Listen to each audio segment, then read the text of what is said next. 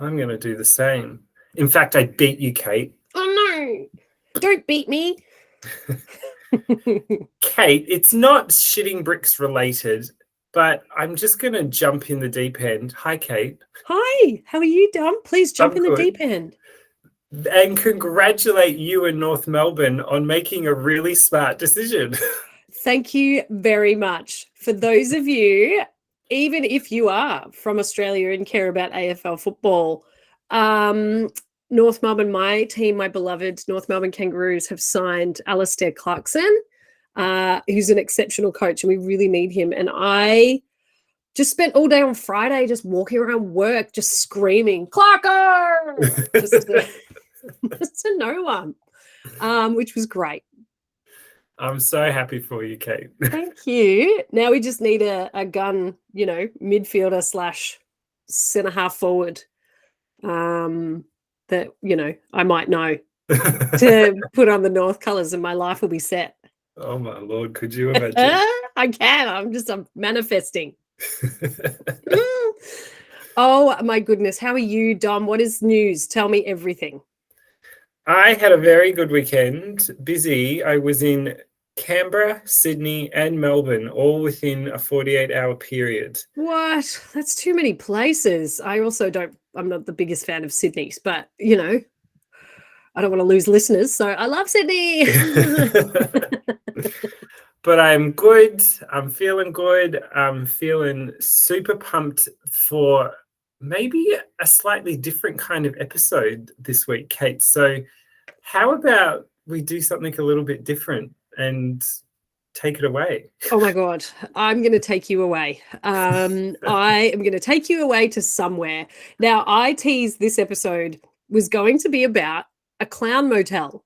And don't fret, there still is some information about a clown motel. But what I stumbled upon was the deepest, darkest rabbit hole of history. And it is, rather than talking just about the clown motel, I want to talk about the place that this motel exists. And that is in a little town called Tenopah in Nevada. And go in there. Tenopah. Yeah. So Tenopah is, this small little town. It's got a population of just under 2,500 people. So it's not really big.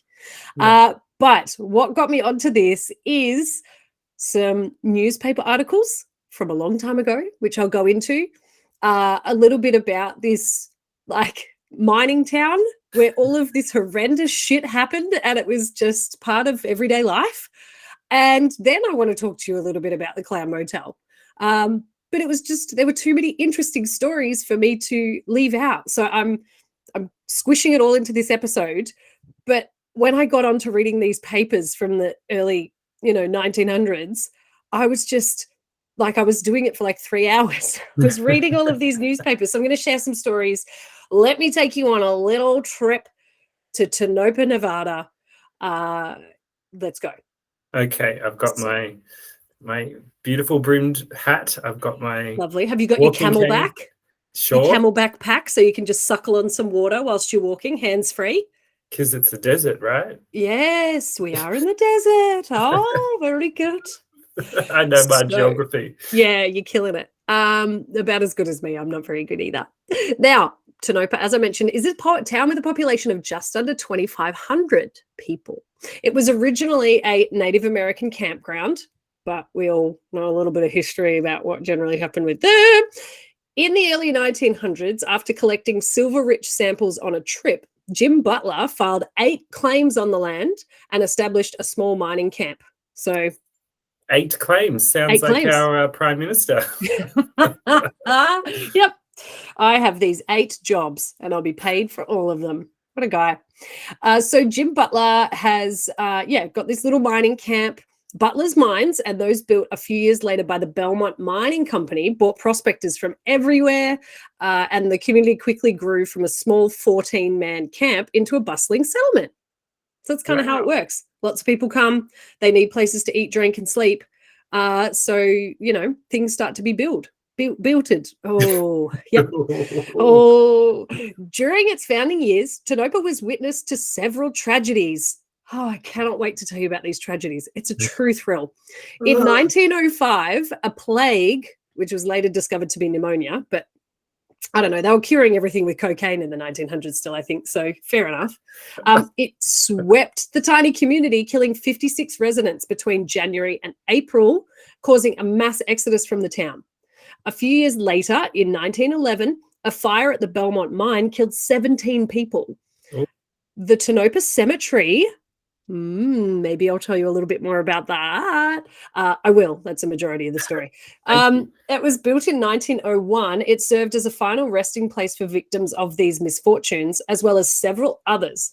It closed in 1911 when tailings from the Tenopah extension mine washed over and destroyed several headstones. The mine donated the property for a new cemetery, which is still in use today. Over the next few decades, the Belmont mines would see several more fires, the last of which led to the closure of the mines in 1942.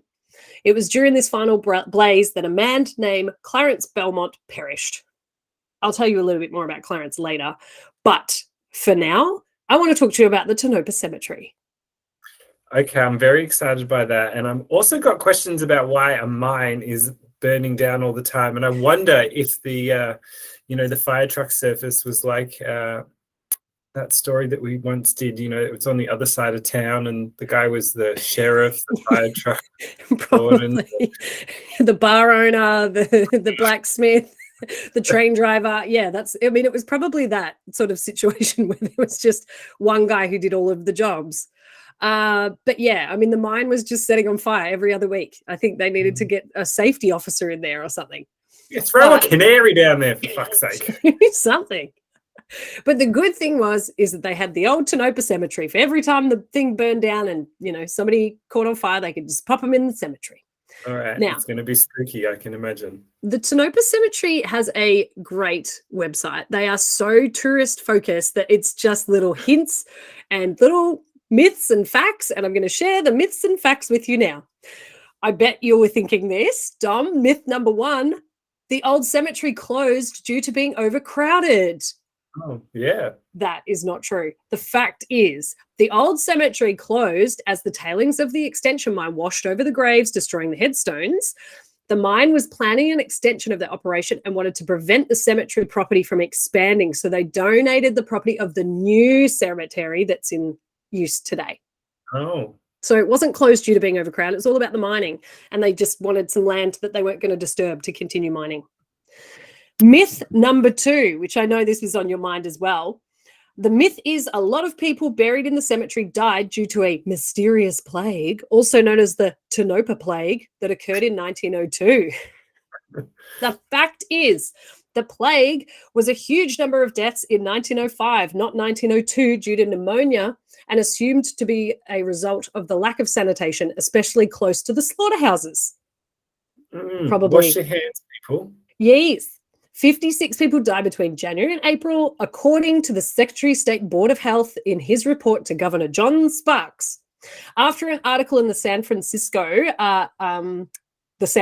Call, I guess that was the name of the paper. Ring. San Francisco.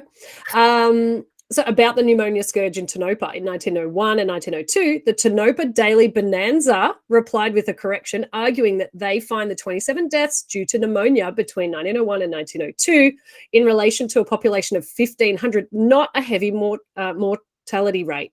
Yeah. Mortuary rate. Yeah, that's not as many people dead. There's nothing mysterious about the pneumonia cases, as well as the documentation in the local newspaper. So the Tenopah Daily Bonanza got upset with the San Francisco Call because they were like, that's not that many deaths, guys. Like, stop making Tenopah sound like a shithole. Like, cut it out. Now, myth number 3, the headstones have always listed the cause of death. Weren't you thinking that? Yeah. Didn't you believe that? Wasn't that a common thing? False. The cause of death was added in recent decades based on historic research conducted by historian Alan Metcher of the Central Nevada Historical Society. The cause of death was not listed on the original headstones. Only about 30% of the headstones are original. Many headstones were rebuilt by the Tenopah Conservation Crew under the guidance of Metcher, with old material giving them an original look.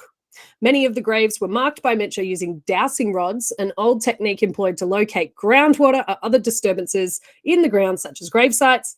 The technique proved to be accurate when the plot map was found years later in an attic in Road Mountain in the late 1970s. How creepy finding a map of an old cemetery. Yeah. That's just creepy in itself. Is it creepier that Metcher just had a stick and was just poking the stick in the ground? He's like, oh, yep, this looks like this is Jim. Jim's here. Put a headstone. And then when they found the map, he was actually right. That was, in fact, Jim. Wow. Yeah, that's really cool. So he did a good job of trying to, maintain some history in this cemetery and listing the causes of death and making it a little bit more, of a formalized thing where people could go and visit and, be amazed by the people that were there and the things that they went through. Yeah, listeners, go give old mate a 5-star review on Google's, please. Do it. Or go to Tenopah. I really want to go after reading all of these articles and things. It's fantastic. Now, not only are the myths and the facts that I've just shared about Tenopah Cemetery fascinating, but they have a couple of really cool stories about some of the bodies that lay in this cemetery. And I'm going to share some of them with you because this is where I got on a deep dive of old newspapers from the 1900s. And I have not one, not two, but 3 original front page stories from 1901, 1907, and they're just a treat. So this is from the Tenopah Daily Bonanza. Firstly, great name for an article. And I'm going to share a story with you about Bina Veralt. Now, she lives at the Tenopah Cemetery now. She was buried there. She lives there now. Yeah, she lives there. She's a permanent resident at the old Tenopah Cemetery. Now, the sort of brief story of Bina is that she was an incredible woman running from the law in New York City, and she ended up dying in Tenopah.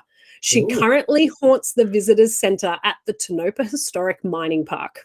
She's handed out maps and bottles of water. Oh, have you seen Jim's grave? It's 3 down from me. Come and have a look. I'm not sure why balloons, she sounds like that. We've got flowers. We've got wristbands, T-shirts. Come on down. All right. Brilliant. So rather than me, I'm just going to read the story for you because it's fantastic. So Tenopah, Nevada, the Tenopah Daily Bonanza, Friday morning, May 8, 1908. The headline reads, "Lurid Story Sprung. Los Angeles paper gives an account of the life of Bina Veralt." How exciting. Ooh. So here is the article.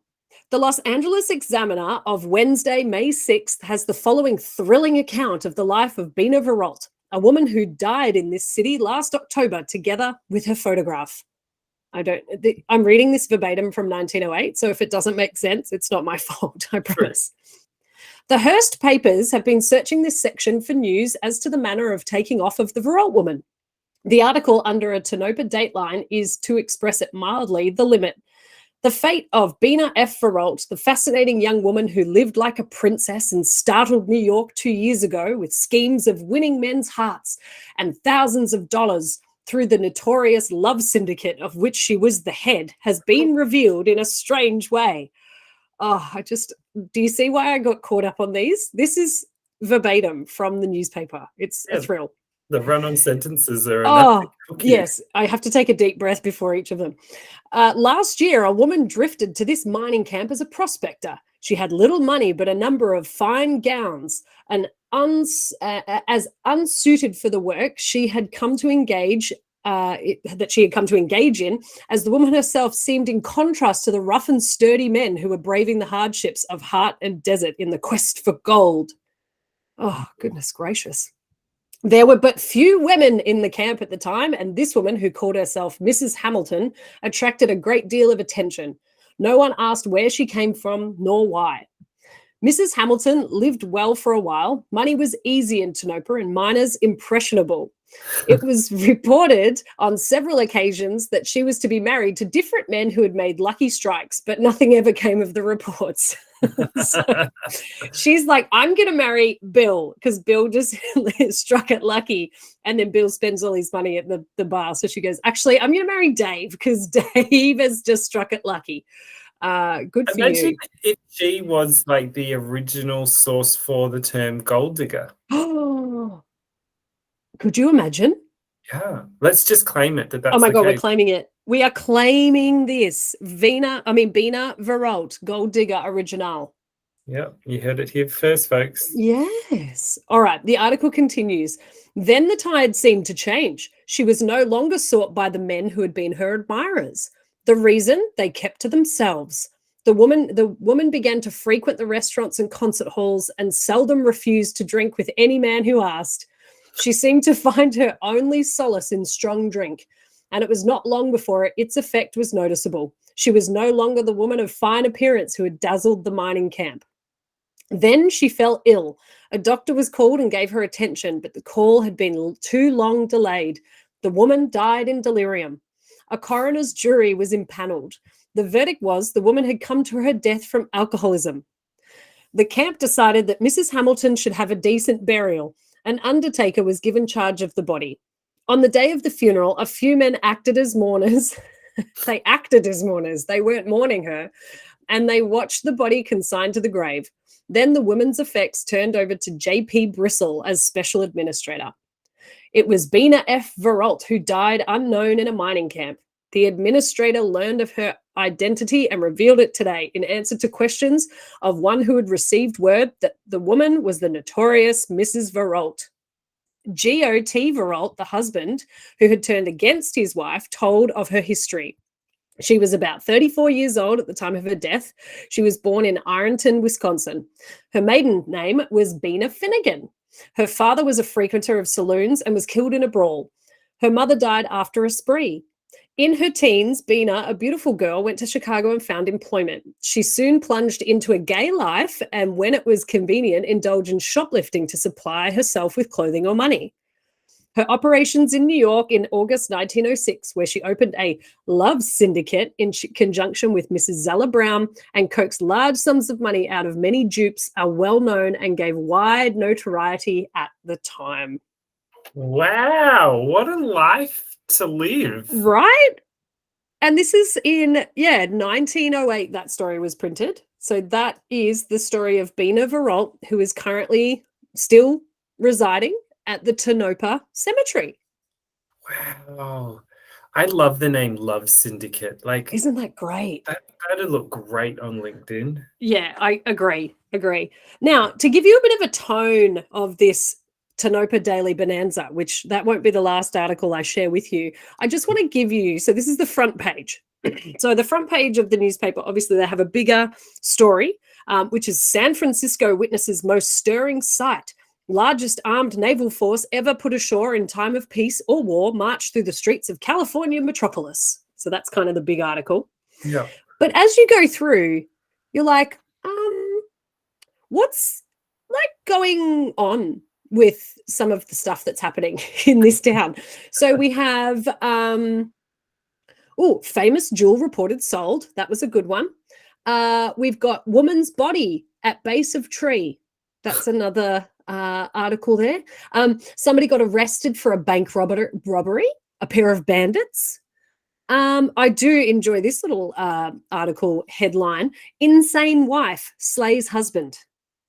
My goodness, this is like a Wild Wild West pretty much. Pretty much, yeah. There's a fair bit going on. But that gives you a bit of a heads up on little Bina, who was running the love syndicates and just was having a time.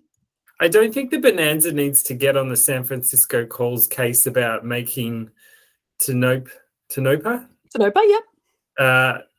not an attractive or enticing place to come visit when all your articles are like, the women here are either dead by a tree, killing their husbands. Killing their husbands, slaying everybody, going crazy. But I can bring it back to the Belmont mine. Unfortunately, the luck of the Belmont mine wasn't super strong. As we know, there was lots of fires, but a couple of other people who are buried in the Tenopah Cemetery are the now it's written differently in different places. Okay, so I'm going to refer to them as the Marovich brothers. Lovely. But it is written Marojevic. There's a couple of pronunciations and it's different. I'm going to read it as it is in the Tenopah Bonanza, which was published on Saturday, June 22nd in 1907. Headline reads, "Terrible accident at the Belmont mine." Oh, and believe it or not, it's not a fire. The byline reads, "A terrible accident happened early last night at the Belmont ore bins."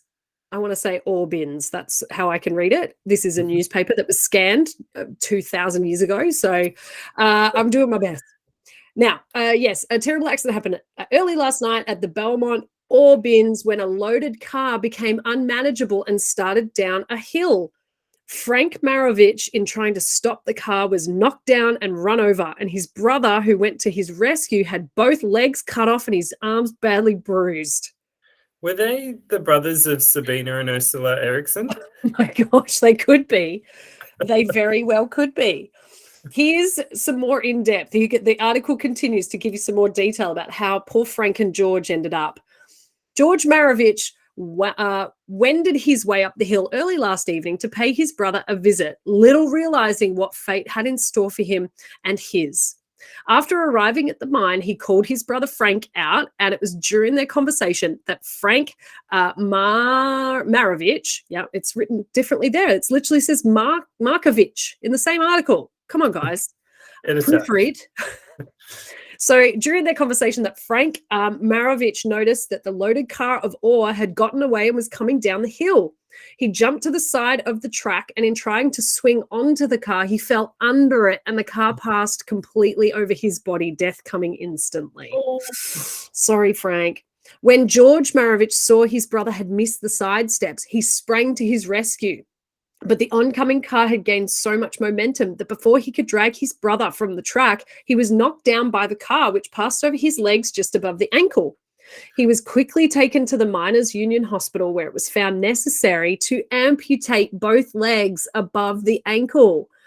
Doctors Richards and Mapes, in performing the operation, found also that the left arm was fractured above the wrist and his right arm was badly bruised. He is in a very dangerous condition and the chances of recovery are small. Frank Marovich was taken to the morgue, where the inquest will be held at 10 o'clock today. Sadly to say, not long after this was published, George did also pass from his injuries. I was just, not to make light of such a horrific accident. Yes. I love that they're like... The car runs over just above his ankles. Yeah, cut his legs off. Clearly, the feet are no longer attached to the body, and then a doctor comes along and goes, "Oh, I think we might have to amputate." Babe, your job's done for you, okay? But then I got a little bit frightened because they go, "Oh," they're just concentrating on the feet. Then we're worried about the arm. Do you know what? Chop it off. Oh, this one's got a bruise. Chop it off. Just get rid of them. Forget it. We can't do anything in this day and age. Just fill him with coke, chop off all his fucking limbs, send him on his way. Absolutely. So, I mean, look, if you're going to amputate all my limbs, you may as well coke me up. I'm sure it did wonders. Oh, for sure. I couldn't agree more. Now, because I want to share some of the little articles that we have. So the main article is Southern Pacific attacks Nevada's new railway law. So that seems like a big thing. Terrible accident at the Belmont. Grand jury indicts Mrs. Elsie Cronin. Lone bandit holds up 2 stagecoaches. Fire destroys business houses. Juryman dead. Torpedo boat sunk. God, there's so much going on here. God, it's not exactly an exciting... I mean, sorry, it is an exciting time, but it's not positive. It's a lot of gloom and doom and... I agree. And then it's a cold-blooded murder committed at Goldfield. And then finally, in big, bold letters, murder. George Devil Davis, victim of wife's fury, fires 4 shots into back of husband. Onlooker receives a bullet in ankle. Woman had threatened to kill. Now, would you believe George Devil Davis is in fact buried at the Tenopah Cemetery? So I'm going to tell you a little bit about the story and why he got shot. Here we go. Here we go. I hope they treat women better. My goodness, there's a lot of anger and fury. I think there's one line which I can't wait to read to you because it just made me like guffaw. I was laughing out loud. I was like, wow. I remember now. It was written in the 1900s. We'll get to it. So George the Devil Davis, he was the first African-American in Tenopah. So it has some, cultural and historical significance. Absolutely. He was a political leader and an integral part of the community. He was known for being a bit of a joker and a prankster. And it is rumored that he is still playing pranks on people at the Tenopah Liquor Company. So that is from the little cemetery website. But let me tell you what happened to George. I've given you that the victim of wife's fury fired 4 shots in the back of husband. George Devil Davis, one of the best-known characters in Tenopah, was shot shortly before 3 o'clock this morning by the woman who is said to be his wife and died 15 minutes later. The shooting took place in the Eureka Saloon, which was owned by the murdered man. Davis was standing at the crap table near the... Oh God, I'm such a child. Because it's not even craps table, it's crap table. Craps table. Near the rear door. When the woman entered, she stood directly behind him and not a foot away and without a word opened fire with a Colt revolver. The bullet struck Davis between the shoulders, and as he partly turned and was falling, she fired again and continued firing as he went down. There was a big crowd in the saloon at the time, and there was a scattering and a rush for the doors and the windows as soon as the first shot was fired. Past the good tables or the crap tables? I'm such a child. A stray bullet struck Kitty Brune, a Negro. This is verbatim from the article.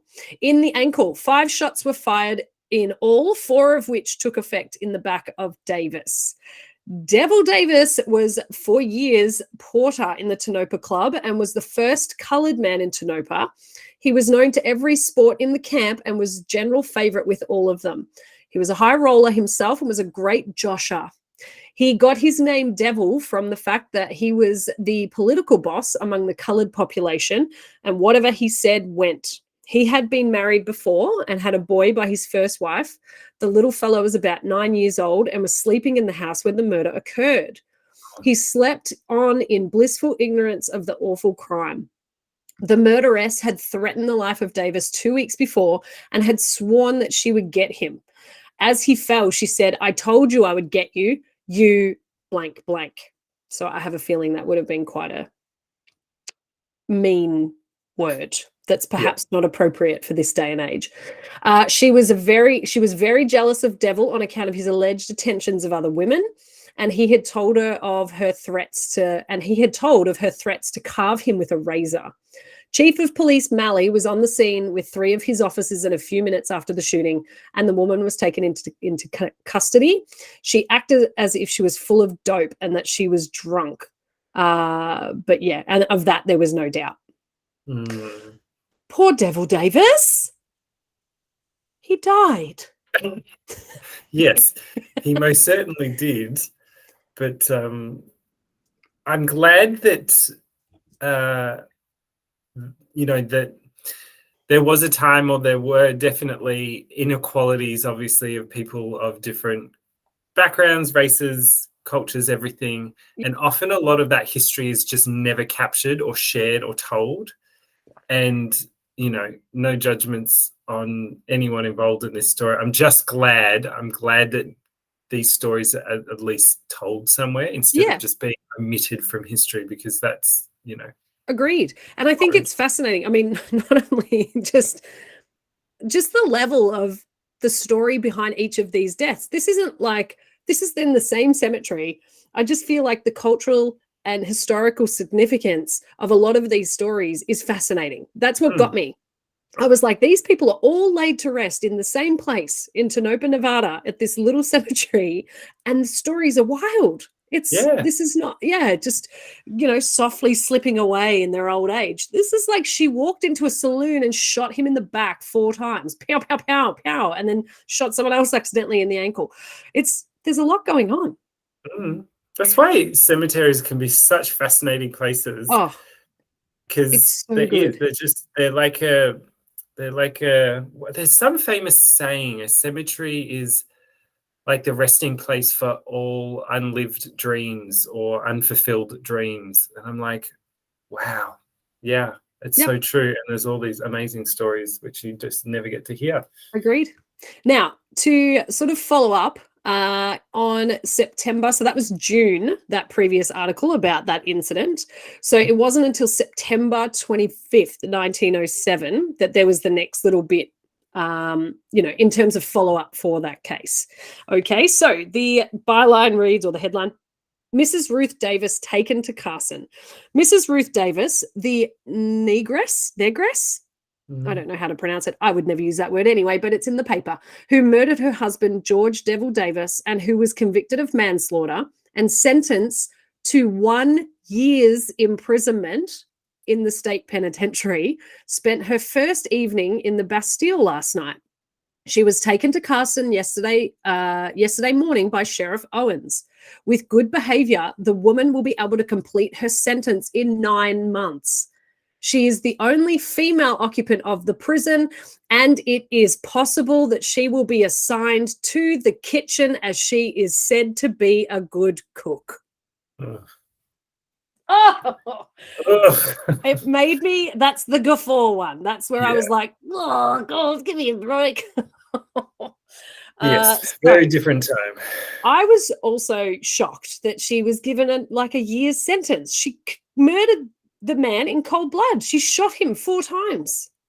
I guess you think about it, back then people weren't going to live all that long. I know. Now, I'm not defending it, I'm just saying. Oh gosh, no, I hear that. Now, Dom, I know, funny you ask, I will read you some of the other articles that are headlined in this particular edition of the paper. Thanks for reading my mind. You're so welcome. Pigskin chasers now in field. That's fun. That's about football. The teams commence practicing next Sunday at the ball grounds on California Heights. Any football players that are interested, they requested to report there at 1:30 p.m. Good on you. Railroad travel. We can find out some railroad times. Miscellaneous ads. Ooh, ads. Here we go. Situation. Wanted by young machinist. Oh, I thought it was going to say young man. Young machinist can do tool sharpening.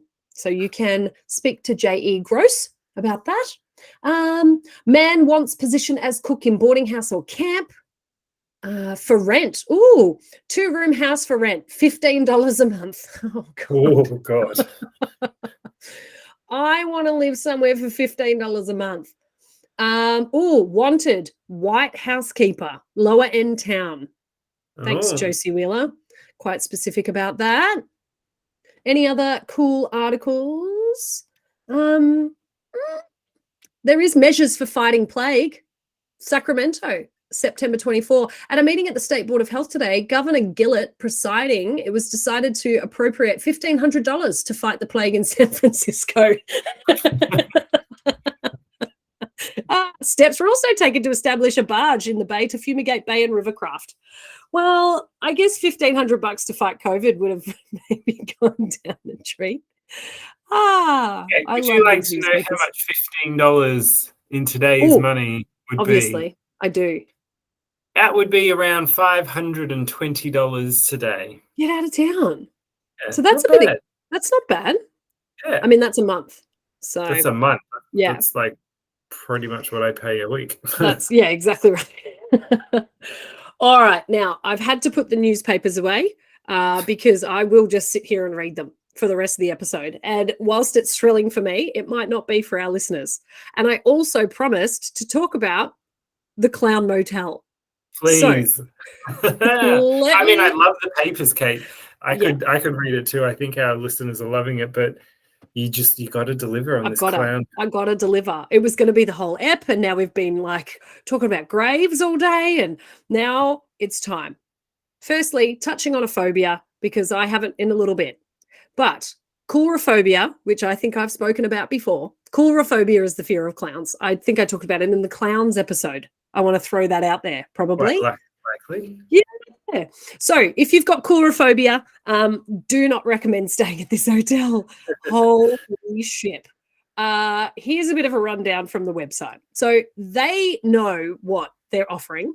Yeah. And this is what gives you a bit of this encaptures the hotel. So on the opening page, April 2019, a new vision for America's scariest motel was born. VJ Maha, with lots of quality experience in the hotel industry, thought of a new venture, a venture of his own that would make a difference. The motel offers guests a new, unforgettable experience. Maha from Las Vegas, he'd worked at lots of different hotels, and then he was sort of looking around with a dream to do something a bit different when he bought the world-famous Clown Motel in Tenopah, Nevada. Maha started building his dream around the motel with the zeal of an obsession. As a result, he was continuously thinking of new things that he could do to the hotel, addressing customers' needs, but also respecting their aspirations. He began with giving the motel a facelift in 2019. He made the motel more power-packed, ready to serve each guest a memorable stay, giving an iconic touch to the creative makeovers. He then characterized Jolly the Clown as his brand new image. He installed 2 Jolly Clown cutouts standing 19 feet tall. Oof. The tall clown duo stands imposingly, making the visitors and onlookers experience fun, charm, and a great deal of shock and awe that thrills anyone. Bang on. His creations of themed rooms, Exorcist, It, the concept of Halloween, and Friday the 13th rooms add a more spooky experience to the scariest motel that screams newness in every way. Before the Clown Motel had a clown collection ranging of around 600. But now the museum boasts over 3,000 clowns. Oh, the motel is evolving every day. It's the first choice for ghost hunters, paranormal investigators, spooky fun lovers, YouTubers, horror filmmakers, clown lovers, and more. What more could you want? Yeah, go to die. Oh, it's so horrendous. Yes. So they go on to explain about how Maha, he built a gazebo next to the Tenopah Cemetery for ongoing tourists from the world over and guests and residents for fun parties, birthdays, and wedding celebrations. So if you want to get married, generation of kids just petrified of clowns, mate. And you can get married with the Tenopah Cemetery behind you with Albina in attendance, and we'll get Devil Davis involved and George and Frank. Bust out the old crap table. Yeah, the crap table. Okay, now I know what you're all asking. What is it like to spend a night at the Creepy Clown Motel? Oh. I don't know myself, but somebody on the internet does, so I'm going to share it with you. Guests of the motel have reported odd laughter throughout the corridors, and according to Pachetti, one of the people who stayed at the hotel, one man claimed to wake up to a full-bodied clown apparition. Oh. For housekeeper Andrea Selig, it's been no laughing matter. When I come in here, I just get horrible anxiety. I literally feel like somebody's with me in the room. She also claims to have seen apparitions in the neighboring cemetery. She working there? I know. I'm like, that sounds like a bit of a you problem, doll. I'm sure there's some other hotels you could work at, but whatever floats your boat. During their investigation, Ghost Adventure was able to capture EVP, which is electronic voice phenomenon. Phenomenon. Phenomenon.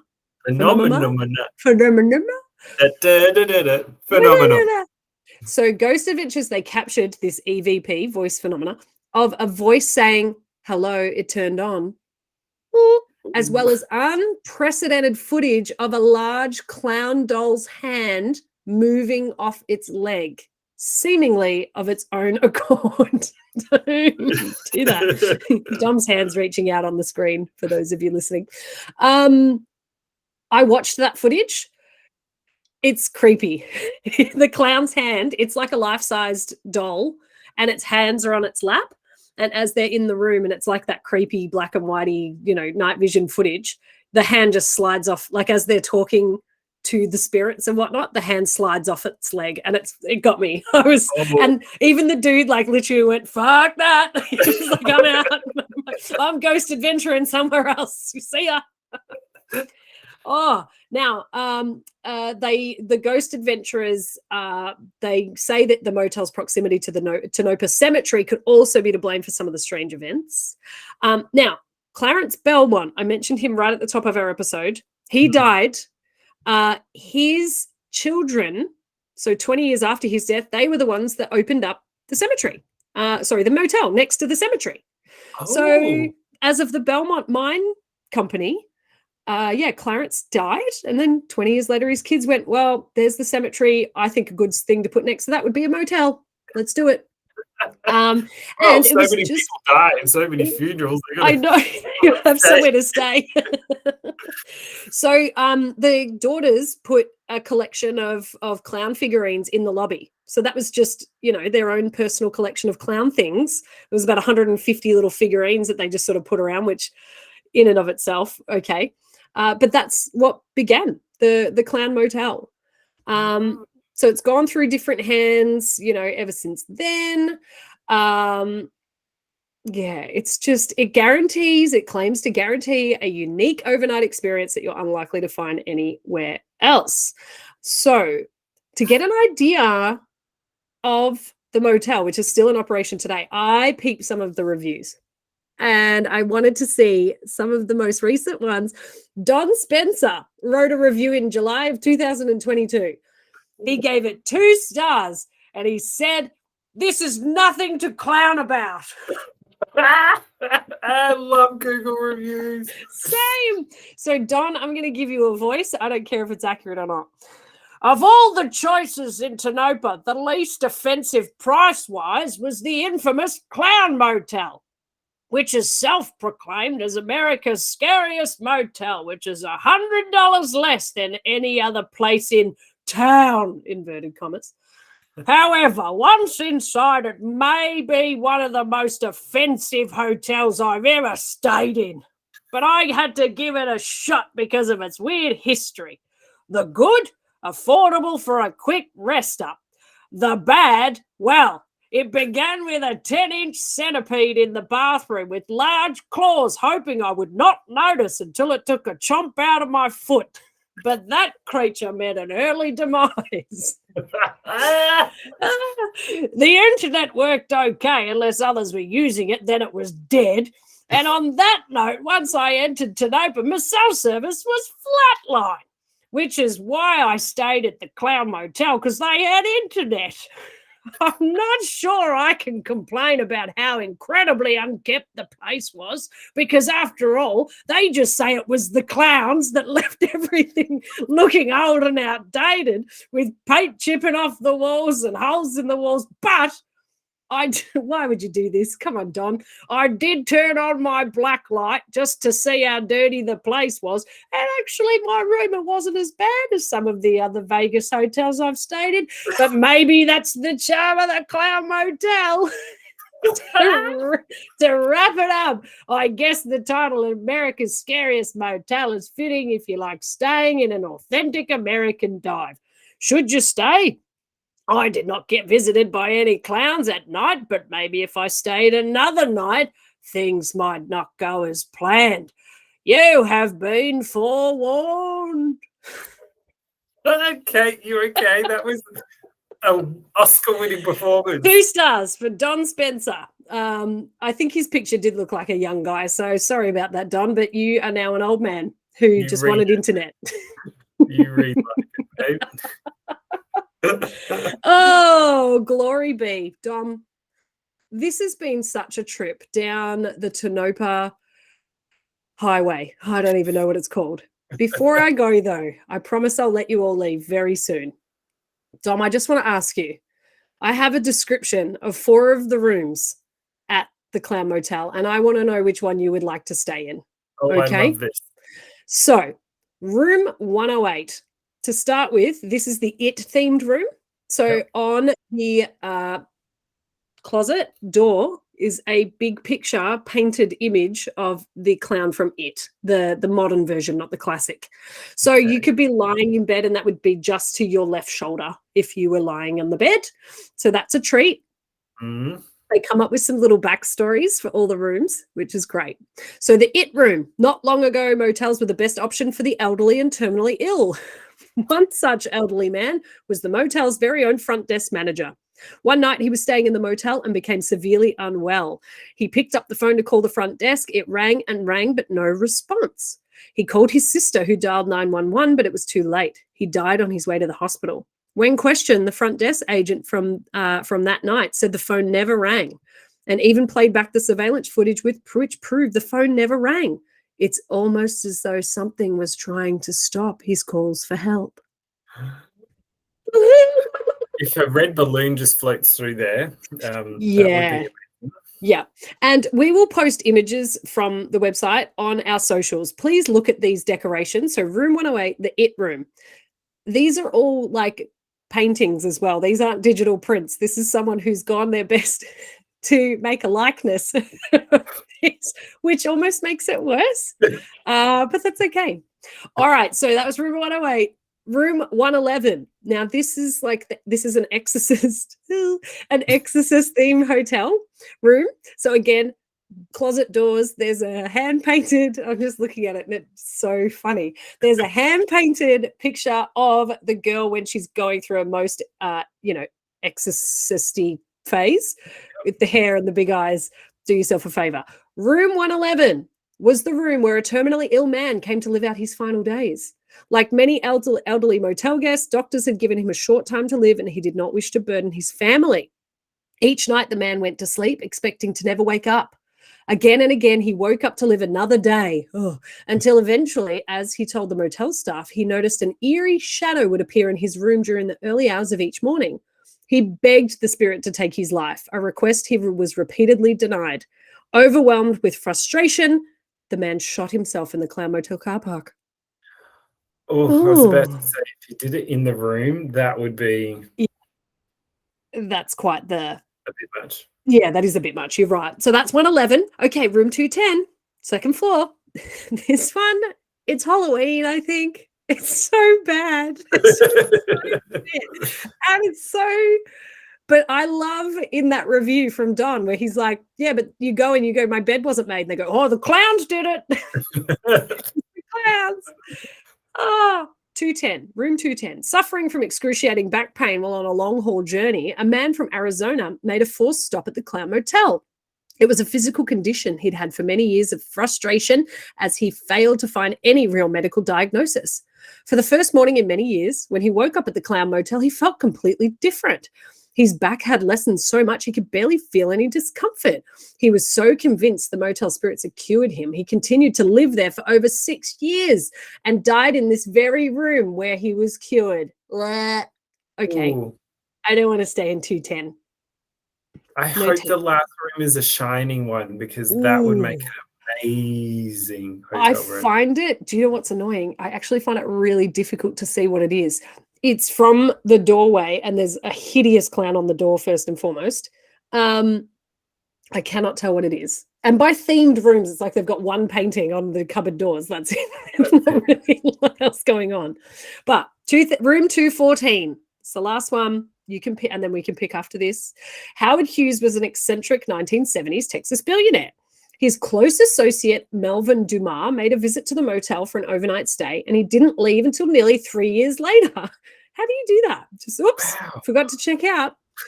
It's said that a spirit took a liking to the unsuspecting Mr. Dumas and often comes back to his room to see if he's returned. Frustrated he hasn't found his old friend, the spirit is known to taunt guests by turning lights on and off during the night, and many guests have said that their personal belongings strangely become hidden or disappear altogether. Must be the fucking clown. It's the fucking clown. My iPad's gone missing. Oh, the clowns. Can't help you. So would you like room 108 with the guy that killed himself? Would you want, oh wait, no, the call that never came in and he died in the ambulance? Room 111, which is the exorcist one, the guy shot himself in the car park. Room 210, where the person had the back pain and then died in the hotel and it kind of looks like a Halloween theme. Or room 214, Howard Hughes's mate, Mr. Dumas, died. I'm going to have to go Left. with the Exorcist room just because it is Oh one my of God. my all-time favorite films. Do yourself a favor. I will absolutely double check to make sure I'm literally saving that image again right now. Room 111. Room 111. Because you have to have it. You have to put that on the socials. It's hilarious. Shall we make that our pop culture reference this week, Kate? That's a great idea. Have we done that before? We have not done The Exorcist Have we before. really not? No. Holy moly. I feel like we missed a big bloody thing there. Let's do it. Let's bloody do it. Oh my goodness. Dominic, that brings us to the end of my Goo Goo Gaga episode about Tenopah, Nevada, the cemetery, and the clown motel. Yay! I hope you're all able to keep up. I did realize halfway through how quickly I was speaking. So if none of that made sense, or if you want to read more of the articles, we'll post a link for the archive website. It's a thrill. Yeah, well done, Kate. No, I think that was a great story. Like, we often find, we speak about one particular story and we have to leave out all this other history or all this other, intense stuff that happens. So I'm kind of loving the format of these multiple stories. Exactly. These are my little, multi-hits. And again, I think my aim is to give you one little tidbit you can share at the bloody dinner table or standing on the bar stools or whatever. Don't stand on bar stools. They could be dangerous. But if you're at a bar, exactly right. Dom knows best. But thank you for joining me. Yes, thank you, Kate. That was an amazing week. And next week, I'm going to revisit an old story of ours and give people a slightly alternative option or version of a story. So is it like a choose your own adventure? No, this is just this is one story I did where I referred to a particular movie and what inspired it. Yes. And there's a whole nother story which, like we just mentioned, we can't ever get into because there's just too many. I know. So this is the untold story, and I can't find other examples of it on podcasts or things. So amazing! Dare I say, this might even be a first. So an origi-dig. So stay tuned and go check out our Patreon. Kate is there. She'll be waiting for you. She'll have a cup of coffee as you. Well, more usually a glass of wine in my case, but that's okay. She's high functioning. Okay. Speaking of which, it's 1 o'clock. See you later, Kate. Bye, everybody. We love you. Ciao. Ciao.